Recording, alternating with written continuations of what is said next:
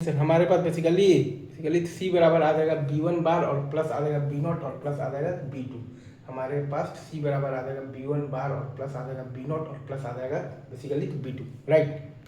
अगर आप यहाँ पर चाहें तो B को लिखने का आपके पास बेसिकली एक और जो मिनिमल फॉर्म वाला तरीका है वो ये है कि B2 बार और प्लस आ जाएगा B1 बार इंटू मतलब कि आ जाएगा B0 बार और प्लस आ जाएगा B1 और इंटू आ जाएगा बेसिकली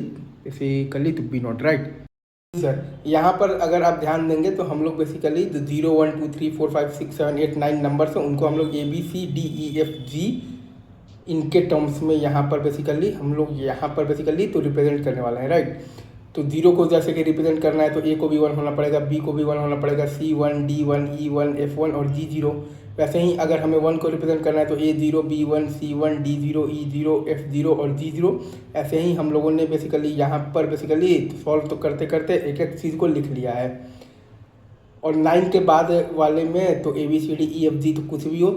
तो कोई मैटर नहीं करता है, तो डोंट केयर का सिंबल हमने यहाँ पर लगा दिया, राइट। अब हम लोग बना देंगे तो के मैप बनाकर और जब पेयरिंग जब करके लिखेंगे तो ए का वैल्यू हमारे पास आ जाएगा तो B3 और प्लस आ जाएगा तो B1 और प्लस आ जाएगा तो B2 बार इंटू आ जाएगा तो B0 बार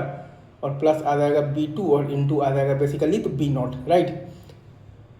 वैसे ही आप जब बी के लिए आप जब बनाइएगा बेसिकली तो के मैप बनाइएगा और आप जब लगाएंगे जब बेसिकली तो पेयरिंग आप जब बेसिकली तो करेंगे तो बी का वैल्यू आपके पास आ जाएगा तो B3 और प्लस आ जाएगा तो B2 बार और प्लस आ जाएगा तो B1 बार इंटू आ जाएगा आपके पास बेसिकली तो B0 बार, ठीक है, और प्लस आ जाएगा तो B1 इंटू आ जाएगा तो B0, राइट।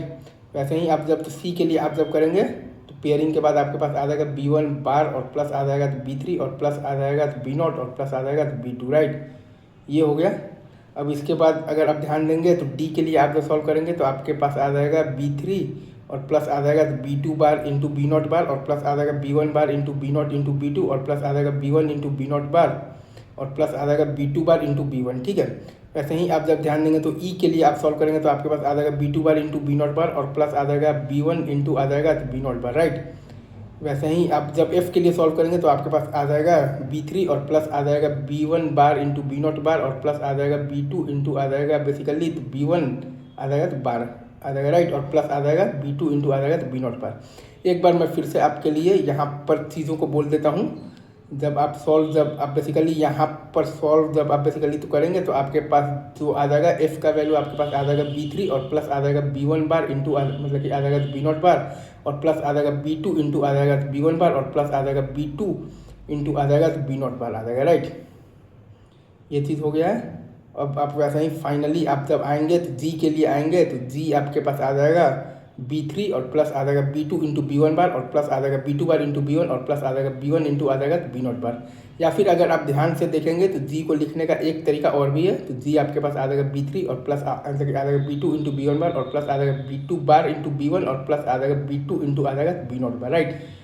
ये आपका पूरा चीज़ है, ठीक है। अच्छे से आप इस चीज़ को देख लीजिए। आगे बढ़ते हैं फिर, चलिए sir move on, that's it for today, right.